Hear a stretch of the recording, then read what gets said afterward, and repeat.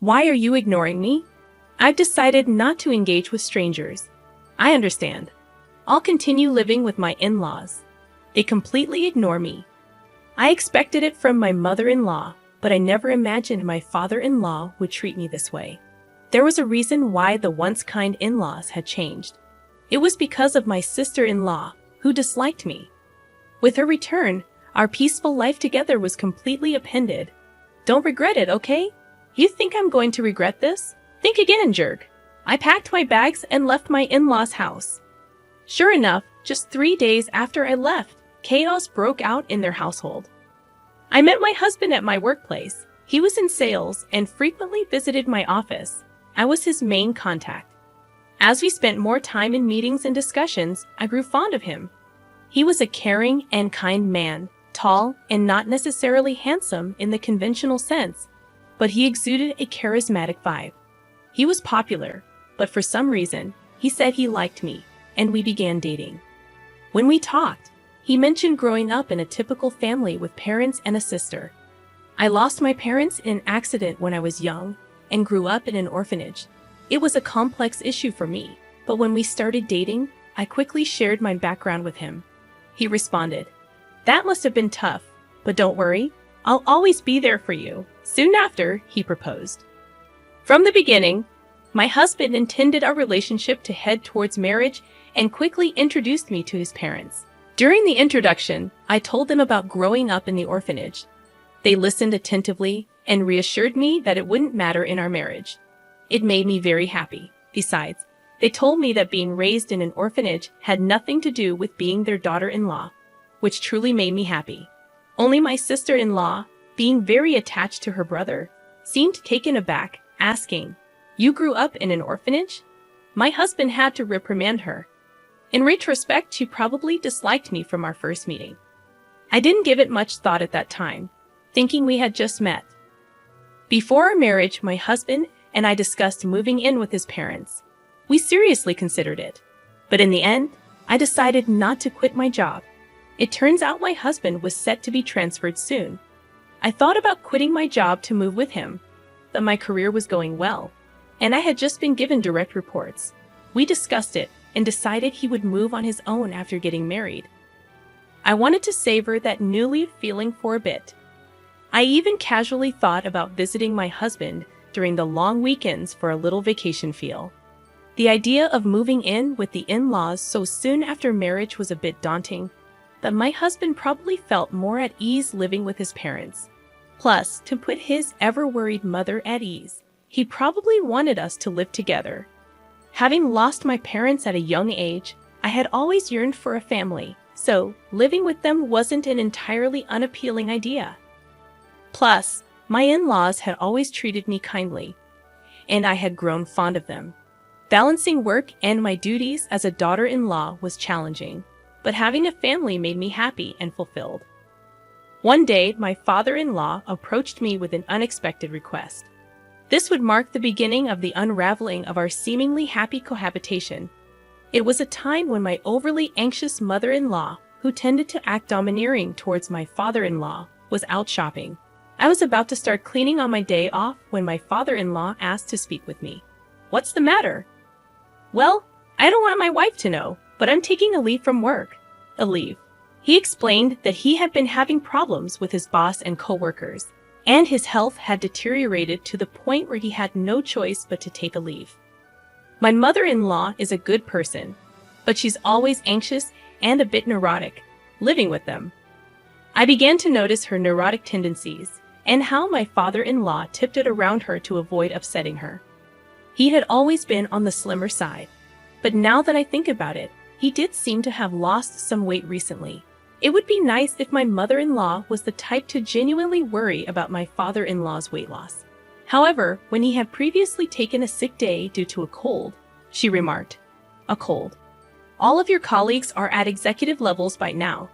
It's because you're always taking days off claiming bad health or colds. That's why you don't get promoted." Rather than showing concern, she was the kind to give him a hard kick in the pants. He probably tried his best to push through, no matter how poor his health was. However, his condition worsened, and he secretly took multiple sick days to visit the hospital. He was both mentally and physically at his limit. With his frequent early departures, tardiness, and absences, there was talk of him possibly taking a temporary leave from work. But my father-in-law didn't want to upset my mother-in-law under any circumstances. If he were to suggest taking a leave of absence, it's obvious that she would explode in anger. Besides, my father-in-law's salary wasn't that great, and he depended on his overtime pay, so taking a leave would mean he'd be making significantly less. If he told my husband, he'd probably end up telling my mother-in-law. So he approached me, asking if I could help with the living expenses. If I suggest taking a leave, she might even divorce me, he said. Hearing those words from him felt like a punch to the gut. I deeply appreciated my in-laws, who had warmly welcomed me without discriminating against my background of being raised in an institution. Determined to be supportive, I made up my mind to help him out during this tough time. Understood. I'll transfer money into your account every month. Please use it for living expenses. I'm truly sorry. I'll do my best to recover quickly and return to work. Thank you so much, he said. After that, my father-in-law pretended to go to work as usual, while I transferred money into his bank account, which he used for living expenses. My mother-in-law, being rather carefree, didn't meticulously check her bank statements or maintain a household ledger, so she never noticed my transfers. Pretending to go to work, he would visit a mental clinic or take walks in the serene mountains. Gradually, his complexion seemed to improve. I thought he might be returning to work soon, but then an unexpected event occurred. After a marital spat, my sister-in-law returned to her parental home. There's nothing like being home. I thought I'd go crazy if I had to stay with that idiot husband of mine. I'll be staying here for a while. Please prepare meals for me too. I was well aware from our first meeting that my sister-in-law didn't like me. During our family's first meeting, my husband was really upset because she was visibly displeased. During the wedding, she maintained a sour expression throughout and even told me point blank, "My brother looks so good, but you? It would have been better if he married someone prettier." She openly looked down on me, raised in an institution, saying it was embarrassing that I didn't have parents to present at the wedding. However, she got married earlier than us and had already moved out, so I thought our interactions would be limited. That's why I thought living with them would be okay. If she had been living at home, I wouldn't have even considered moving in, knowing the daily jibes I would receive. Still, I thought this visit was just temporary due to her marital problems and expected her to leave within a few days. Despite her stern behavior towards my father-in-law, my mother-in-law was never harsh towards me. Even if my sister-in-law had made snide comments, I believed my mother-in-law would have defended me. But I was wrong. One day when I returned from work, something seemed off about my mother-in-law's behavior. Is something wrong? She seemed distant, not engaging in her usual conversation. When I asked, she responded, "Did you know you've been bad-mouthing me behind my back?" "What? I've never said anything bad about you. You've always been kind to me, and I'm truly grateful. Why would I badmouth you? You've been playing the good daughter-in-law card all this time, but you've been bad-mouthing me on the side. Fine, whatever." Saying this, she left the room. In the hallway, my sister-in-law was smirking. "Looks like you've fallen out of favor. Did your true colors show? Being raised in an institution, your background really does show, huh? It's better not to badmouth people, you know." "I haven't said anything bad about her." "Oh, the neighbors seem to have heard it. After I returned home after such a long time, they told me that you've been constantly criticizing her." "What? Who are these neighbors?" "Look, it's been a while since I got married and moved out, so I've kind of forgotten the names of the neighbors. I've never said any of those things. Stop making things up." "Oh my, how rude, Mom. She's calling me a liar and bullying me." Saying this, she entered my mother-in-law's room. After that, my sister-in-law's malicious behavior escalated. She claimed I told her to sleep in the corridor and take the last bath because she's just a lodger. She complained to my mother-in-law about every little thing. Every time, I had to explain that I hadn't said or done any such thing. However, my mother-in-law seemed to be completely taken in by my sister-in-law's words and seemed to be under her influence. My sister-in-law continued her day, making me wonder if she intended to stay indefinitely. With these worries, I headed home with a heavy heart. I'm home. Previously, my mother-in-law would cheerfully greet me with "Welcome back." Now, there was silence. "I'll get dinner ready," I said, stepping into the living room. I was shocked. Normally, my sister-in-law would nag me to prepare dinner quickly, but now my mother-in-law, father-in-law, and sister-in-law were all eating sushi together. Surprised, my sister-in-law said, "Oh, it looks like someone who isn't family is home. You're not thinking of having sushi, are you?" Without even glancing at me, my mother-in-law continued eating while watching TV. "If you wanted sushi, you should have said so." I rushed home after shopping. No one asked for that. "Hey, Mom, Dad, I went out with my friends during the day and got some delicious pudding. Let's eat together." As my sister-in-law said that without paying any mind to me, the three of them started eating the pudding. I was exhausted from work and didn't have the energy to get upset. So I went to my room without eating. The next day, my sister-in-law said she was going out with friends and asked me to drive her to the station. I obviously declined since it was a weekday and I had work. Even if we were headed in the same direction, it would be a completely different route, and she wanted to leave close to noon. There's no way I could take her. "Just take a day off. It's fine. Your cute little sis-in-law just wants a ride." She never had the chance to relax and hang out after she got married, right? Can't you be a bit kinder to her?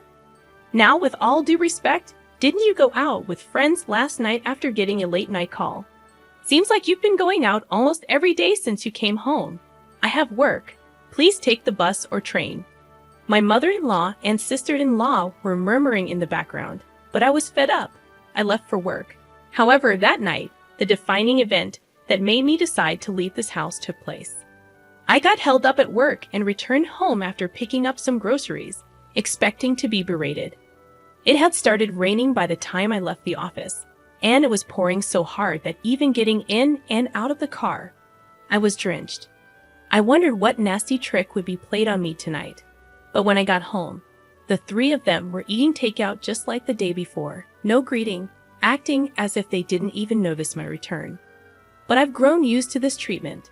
I glanced toward the courtyard from the hallway and saw something placed in the center of the garden. Taking a closer look, it was my belongings. A designer bag I bought with my first paycheck, shoes that were my first birthday gift from my husband, and even my computer that I used for work at home was soaked. As I was in shock, my sister-in-law said with a smirk, "I felt so grossed out having a stranger's things in the house. I threw them out, flaunting a designer bag like that. How arrogant of you." Neither of my in-laws said a word about her outrageous behavior. Why didn't you stop her? Have I done something to you? Do you really believe her lies that I've been bad-mouthing you, bullying her? Aren't you mad at her for what she did? My mother-in-law avoided my gaze, staying silent. Why won't you say anything? I can't talk to strangers. I can't be friendly with someone who's not family. My mother-in-law wouldn't even look at me. My sister-in-law grinned, waiting for my rebuttal. Wait, where's my father-in-law? I'm the one supporting him during his time off. I'm the one helping out with the finances in this house. Sure, I did it out of gratitude, but shouldn't he defend me now? Surely, he'd be on my side. Hoping for support, I looked at him, but he walked past me without a word and went into his room. That was the breaking point for me. I see, I've had enough. Oh, aren't you mad? I'm sorry. To be honest, I never liked you from the beginning, you know? Being raised in an institution and all. Just don't regret this, like I would, loser. I packed my things and prepared to leave immediately.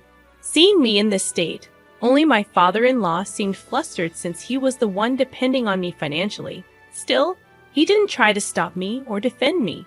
I was completely done with his apathy. My husband's work assignment was quite far away, but I wanted to leave this house as soon as possible. I quickly got in my car and drove to him. I never once confided in my husband about all this. I doubt my mother-in-law told him about my sister-in-law coming back home. If he had known, he would have contacted me, knowing I don't get along with her. But my husband never mentioned anything about my sister-in-law in his calls or messages. I never felt anything off about my husband's behavior, but perhaps he's being manipulated by her, fed lies about various things. Even now, as I head to him, he might treat me with the same cold attitude as them. My heart was exhausted, feeling so suspicious even towards my husband, whom I trust most. If he's of the same mind and attitude as them, maybe divorce is the only option. That's how deeply distressed I felt. When I arrived at his out-of-state apartment, he hadn't returned yet, perhaps busy since it was the end of the month. As I waited, my husband energetically entered the apartment, maybe having noticed the lights. "What if you were coming? You should have told me. I would have come home earlier." "What a surprise, no, just seeing your face." He immediately greeted me with a radiant smile. The relief of seeing him happy to see me combined with the humiliation from my in-laws' house made a mixture of emotions flood out, and I broke down crying. What happened? Did I say something wrong? Seriously, what's going on? It seemed my husband had no idea about the treatment I received at his parents' house. I composed myself, knowing I had to clearly explain everything to him, and began to recount everything. How I'd been financially assisting his father who took medical leave, without telling his wife that his sister had returned and was now staying at their parents' home. That she'd been feeding his mother lies about me, turning her cold towards me, how they referred to me as an outsider, how they ignored me, left my belongings out in the rain and ruined them. Through tears and pauses, I told him everything. Finally, I made it clear that I had no intention of ever returning to that house, and that if he couldn't agree with me on this, I'd want a divorce. My husband apologized for being too engrossed in his work and not checking in on me more often, regretting his family's behavior towards me. Of course, he told me I don't have to go back to his parents' house or even speak to them. Even if I ever forgave them, he was adamant about cutting ties with his parents and sister. He also promised not to provide any financial aid to his father anymore. That night, I felt truly relieved. The tension I had been holding melted away, and I had a peaceful sleep by his side. After that, I never returned to my in-laws' house. While commuting from my husband's out-of-state place was not feasible, I had already approached my company about working remotely. Since my sister-in-law and mother-in-law started treating me harshly, my job doesn't necessarily require being in the office, and many of my colleagues and superiors also work remotely. While I had to visit the office a few times a month, several colleagues lived even further away, so switching to remote work wasn't a problem. I hadn't truly experienced married life since moving in with his family and dealing with my sister-in-law's bullying, but now we could finally live like newlyweds. Just as I was setting up my remote workstation, predictably, my sister-in-law contacted me. It turned out the day after I left their house was the day my father-in-law was supposed to get paid. My mother-in-law usually withdraws a certain amount and transfers it to their household account on payday. But this time she couldn't. Until now, I have been supplementing my father-in-law's reduced salary due to his time off. Upon checking their balance, my mother-in-law confronted him, and he confessed that I had been helping them financially. "Hey, why didn't you tell me you were covering the living expenses?" He told me not to, saying he didn't want you to know, so I kept it a secret. Anyway, we're running out of money for living expenses, and there's no one to cook or do laundry. The room is a mess. As his wife, you need to come back and take care of these things and transfer money quickly. How heartless. I told you, didn't I? I don't regret this. I have no intention of going back to that house or continuing as your maid. Why should I help people who hate me, destroy my belongings, and treat me like this? Aren't you his wife? Without your help, we can't pay the electricity or gas bills. We can't even go shopping. That's why I said it. I'm an outsider, so it's none of my business, right? I hung up, ignoring my sister-in-law's ranting. She and my mother-in-law kept pestering me with calls and messages, but I ignored all of them. Even after my husband returned from work, the persistent calls from them continued. When my husband answered, he told them firmly, "I'll never forgive you for how you treated her, and I'm never sending her back to you. I'm not coming back either. I don't consider you my family anymore. Stay away from my wife, or you'll regret it." Given that my sister-in-law adored her brother, and my mother-in-law heavily relied on him, they were probably in shock. A few days later, I received a call from my father-in-law. He said living with my mother-in-law and sister-in-law was becoming unbearable, and he begged me to continue the financial assistance. I'm still grateful for them accepting me, who grew up in an orphanage when they married. But they didn't support me in my time of need, despite all the financial help I provided. I don't owe them anything. Why should I help those who joined others in ignoring me? I'll never assist you again. And with that, I ended the call. Later on, my relentless mother-in-law and sister-in-law audaciously showed up at my workplace. Since I was already working remotely and had a bad feeling about them, I'd informed my company about the situation. The security was alerted immediately. Apparently, they caused a scene, demanding that the company force me to send money back home. Upon hearing this, my husband said, "Report them to the police."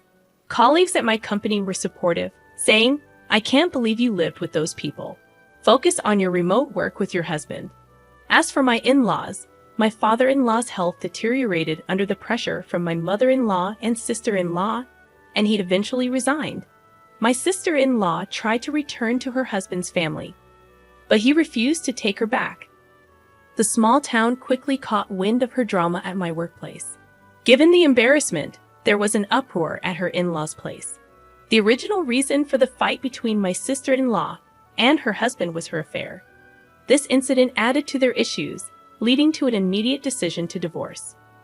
Without a home, my in-laws and sister-in-law moved to a cheap apartment, managing to get by on part-time jobs.